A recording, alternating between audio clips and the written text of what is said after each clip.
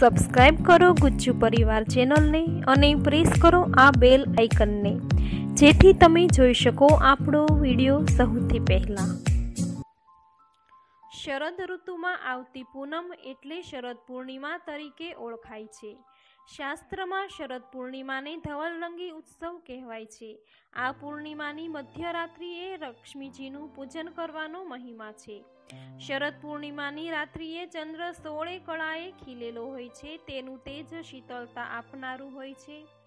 આથી આ દિવસે અગાસી ઉપર ચંદ્રદેવને દૂધ પૌવા સાકરનો પ્રસાદ ધરાવી તે પ્રસાદ પરિવાર સહિત આરોગે છે, જેથી ચંદ્રની શીતળતા તેમજ ચંદ્રનું તેજ તેમને મળે।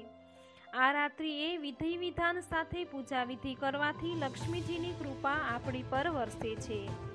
શરદ પૂર્ણિમાએ દિવસે ઉપવાસ કરવો, રાત્રિના ઐરાવત પર બિરાજેલા ઇન્દ્રદેવની આરાધના કરવી, શ્રી લક્ષ્મી દેવીની ષોડશોપચારથી પૂજા વિધિ કરવી તેમજ મંત્ર જાપ કરવા, ઘરમાં ઘી કે તેલનો દીવો પ્રગટાવવો, અગાસી પર ચંદ્રદેવને દૂધ પૌવા સાકરનો પ્રસાદ ધરાવી તે પ્રસાદ પરિવાર સહિત આરોગવો, બાળકોને વિદ્યા પ્રાપ્ત થાય તે હેતુ માટે તેમજ માનસિક અશાંત હોય તેવા બાળકને શરદ પૂર્ણિમાની રાત્રિએ ચાંદીના તારને મધમાં બોળી જીભ પર એકવાર શ્રી લખવાથી બાળકનો માનસિક વિકાસ ખીલે છે।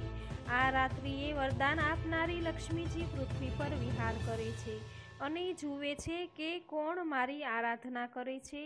જે જાગ્રત હશે તેને હું ધન આપીશ, તેના જીવનમાં મારી કૃપા અવિરત રહેશે। આથી શરદ પૂર્ણિમાએ શ્રી લક્ષ્મીજીનું પૂજન કરવું અને એ દિવસે પૂર્ણિમાનો ઉપવાસ કરવો, આ વ્રતને કોજાગર વ્રત કહે છે।